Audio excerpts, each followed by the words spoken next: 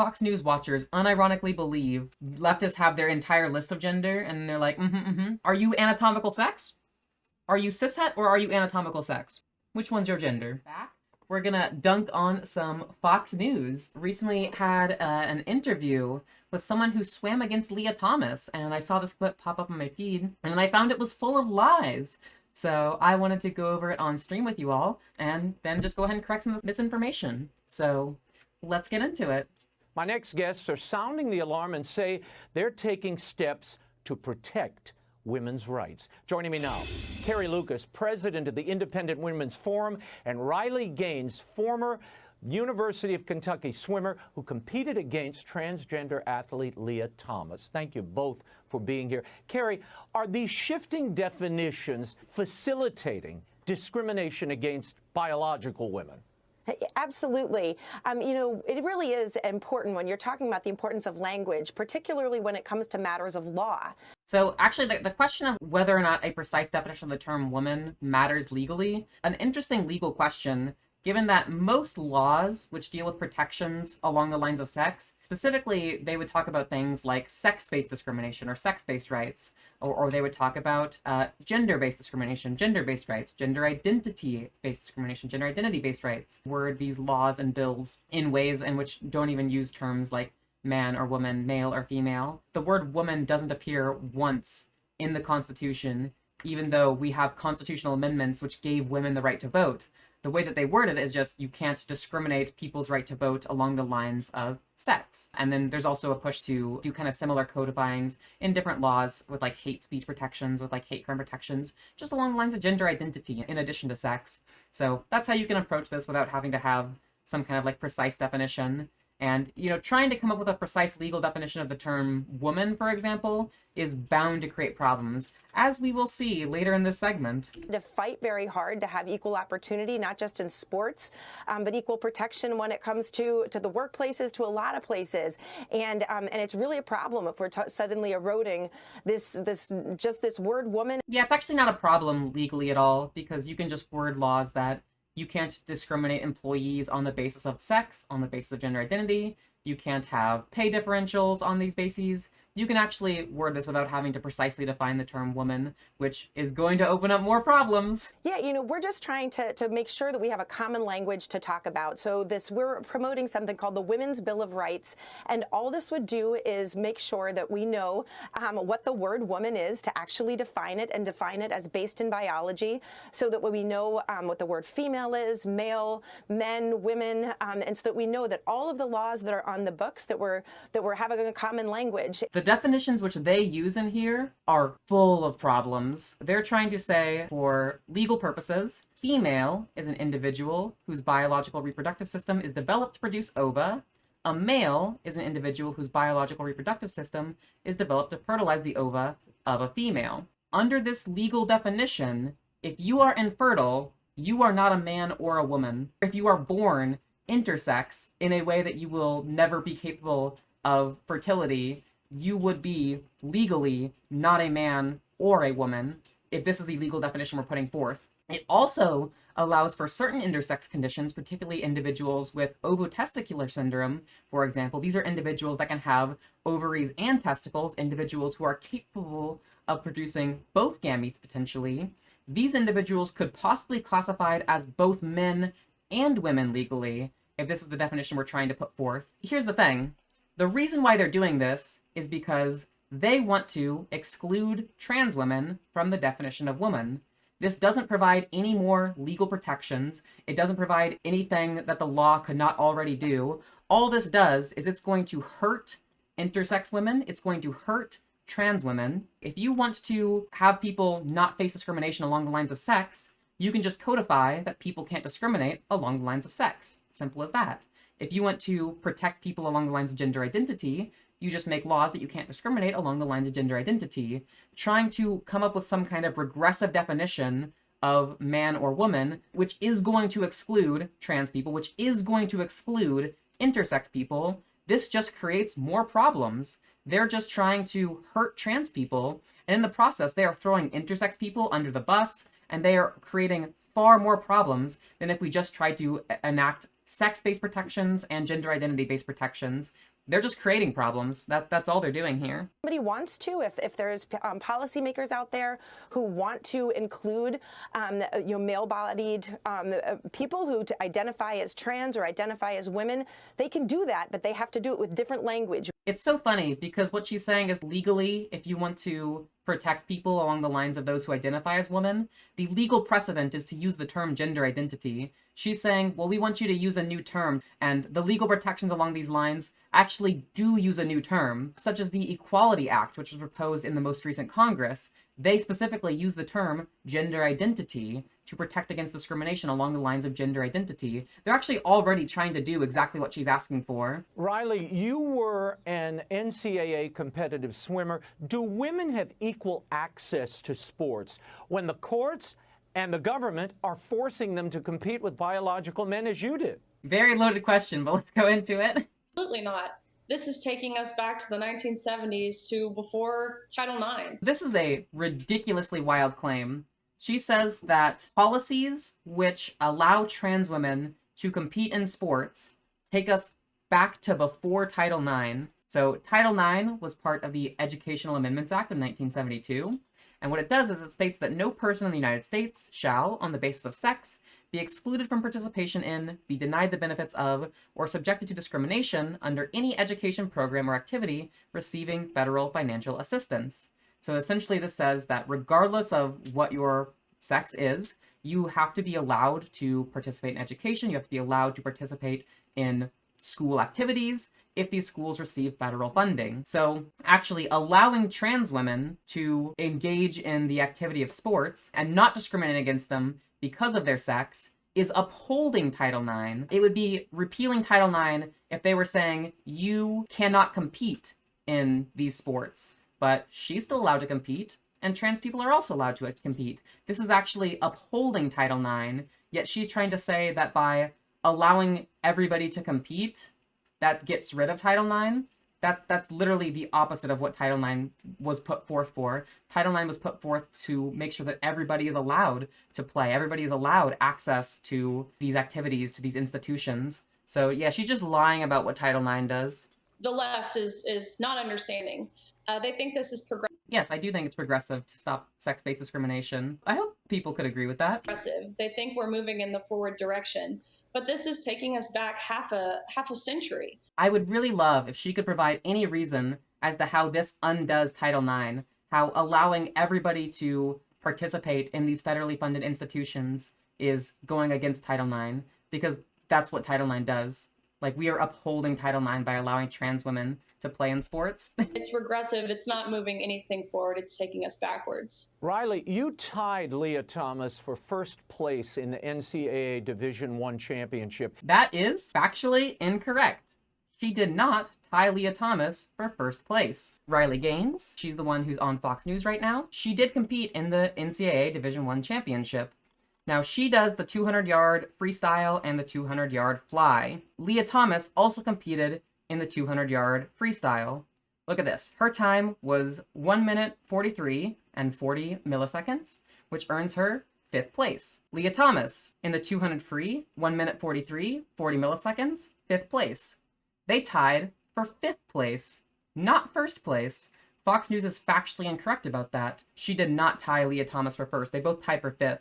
This is somebody who got 5th place. Lia Thomas didn't even beat her, and she's still mad about Lia Thomas swimming. Lia Thomas didn't take anything away from her. The only event in which they competed in, they tied. They got the same record and result. Here, a utter disregard and disrespect towards women who have dedicated their entire lives to their sport, not just 1 year. Lia Thomas is absolutely somebody who has dedicated her life to swimming and to being a strong athlete.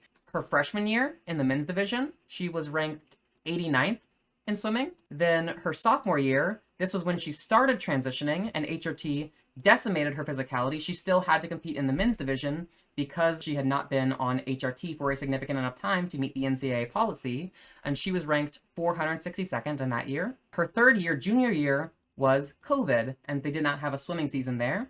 But then her senior year, that's when she was able to actually swim on the women's division, and that's when she was ranked 31st.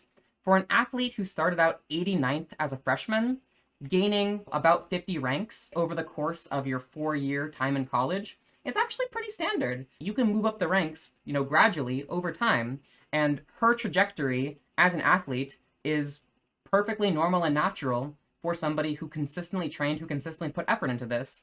And once again, we're getting outraged over Lia Thomas, who is ranked 31st in her division. Riley Gaines, by the way, was ranked ahead of Lia Thomas in the exact same season. Like, she's getting angry at someone who's ranked below her in terms of swim ranks. That's what's so crazy to me. She's literally ranked above Lia Thomas, and she's still getting upset at tying her? If you're looking at this just off sheer statistics, nothing opinionated about this. Lia Thomas, the year before, when competing as Thomas, Casually dad names Lia Thomas on national news, ranked in the 500s at best. She's lying about the statistics because the year before, there wasn't a swim season due to COVID. It was 2 years before. Like, you can just lie on Fox News. It's crazy. A year later, winning a national title. 2 years. Being the fastest female in the country. Yeah, Lia was not the fastest swimmer in the country. She was ranked 31st. And then being nominated for NCAA Woman of the Year. And now she's getting mad at Lia being nominated for NCAA Woman of the Year. I was able to find the finalists, the top 9 out of the top 30 on a repool, and Lia Thomas isn't even on this list. Lia Thomas did not make it very far in the NCAA Woman of the Year award because, once again, Lia Thomas is someone who's ranked 31st. She's not the best swimmer in the country, let alone like the NCAA. Nothing about what I just said is an opinion. Well, you were factually incorrect about your years. It's not just stating facts because she's wrong about these things. The Biden administration seeking to expand sexual protections to include really a host of gender identities. Earlier, the woman on the left was saying if they want to expand protections, they should call it something else. Now they're talking, oh, they're trying to expand protections for gender identity. They're literally doing the thing that the woman on the left asked for, and now they're getting mad about it. Here's an example of what they might be thinking. This comprehensive identity list appeared in all places in Women's Health magazine. This chart is so freaking funny because many of the things on this list are not gender identities. Anatomical sex? That's not a gender identity. Cisgender is not a gender identity. Transgender is not a gender identity. Cisgender and transgender are adjectives that describe gender identity, but that's not a gender identity. Cishet is not a gender identity. We have to go down to the 5th one on the list to get something that is actually a gender identity. Non-binary is indeed a gender identity. Intersex, not a gender identity. That refers to biology. This list is insane. It's also really funny. We don't find the terms man and woman, like the most common gender identities. Doesn't even make an appearance on the list. This is what's so crazy about Fox News. They just pull up some wild, crazy list. Half of these aren't even gender identities, and they're like, this is the comprehensive gender identity list. This is actually what Fox News watchers unironically believe how leftists view gender. Leftists have their entire list of gender, and they're like, Are you anatomical sex? Are you cishet, or are you anatomical sex? Which one's your gender? I could just pull up some random Tumblr Mogai blog and just name off some crazy gender identities that some 12-year-olds thought of and call it news, but I just don't think it's very interesting or newsworthy, to be honest. Now, will defining women and men even help in the law when you have so many of these gender iterations being created every day in the culture at large? Wait, he literally answered his own question earlier. He said that the Biden administration was trying to provide protections along the lines of gender identity. If you provide discrimination protections along the lines of gender identity, you don't have to have precise legal definitions for every gender identity that exists. You just say you can't discriminate along the lines of gender identity. You literally answered your own question just previously. I think it will. I actually really do think it's important that we get back to having a common language. Yeah, we can already use common terms like sex, like gender identity. That already works for legal purposes. Terms like women, we need to know what we're talking about and know when we talk about it in law, that we can't just have somebody erase that. Remember, this is the person who's trying to erase intersex women from the category of women via legal definitions, which are regressive. And also, her legal definitions open up the door for people to be both men and women simultaneously. So she's actually the one who's inventing bigender people. That's why we're working on the federal level to make sure that the federal laws recognize this, but then also across the states. We've got a lot of partners out there, and I'm really encouraged because I think most people, when they hear this, they say, yeah, you're right. This isn't a left or right issue. Yeah, the people that really get caught up on trying to come up with a legal definition of woman have no idea how the law works. any attempt to come up with some kind of precise legal definition of a social category, you are going to come into lots and lots of problems. For like a historical example, attempts to legally define race or to legally define what constitutes blackness versus whiteness, that's kind of difficult. At what point does somebody become white enough that they're now classified as white if they have like a mixed ancestry? At what point does blackness make you black in terms of how we legally define race? Trying to come up with precise legal definitions for these categories is inherently going to create problems because you're going to have to pick a line somewhere, and that line is not going to be perfect. The line which she picked excludes lots of intersex women. This is absolutely ridiculous. We shouldn't have biological men stealing our spots when it comes to teams. It's so funny. She's acting like Lia Thomas stole someone's spot when this girl on the right tied Lia Thomas for 5th. They shouldn't be taking women's positions when it comes to educational facilities. You do know that like both a trans woman and a cis woman can sign up for like a college class and they can both take the college class? She's just saying literal garbage. They shouldn't be threatening women in prisons, which is obviously happening every day. Yeah, I think we're gonna need a source on that because out of all the data that we have on the safety of women's prisons, there exists no empirical data which shows that trans women pose any disproportionate harm to cis women in prison. Like literally, that's what all the data we have on this topic shows, but she's just pretending that like every single day there are trans women in women's by the way, so often trans women end up in men's prisons where they, the trans women, are disproportionately assaulted, attacked, are violated. We have all the data we have on this topic shows that when trans women are put in men's prison, they are assaulted, attacked, and violated at extreme disproportionate rates.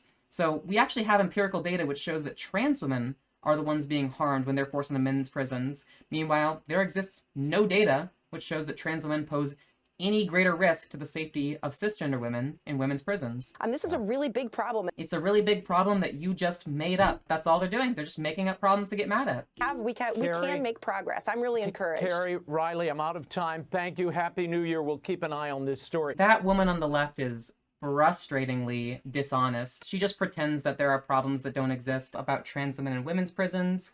There is no empirical increase in assaults, in attacks, in violations which happen when trans women are placed in women's prisons. Meanwhile, we have lots of data on what happens when you put trans women in men's prisons. They are disproportionately attacked, assaulted, violated, and it's still a big issue that overwhelmingly trans women are put into men's prisons, even if they've legally transitioned. Nikita Dragon, who was arrested, was a trans woman that had legally transitioned. All of her IDs said female. They put her in a men's prison. It's horrible. Every piece of empirical data we have on the subject shows that by putting these trans women in the men's prison, you are leading to empirical increases in harm against trans people. Meanwhile, if you were to just allow the trans women to be in the women's prison, there would be no empirical increase in harm. They are literally increasing the suffering of trans people for no good reason at all. If they support this policy, it just causes trans people to suffer.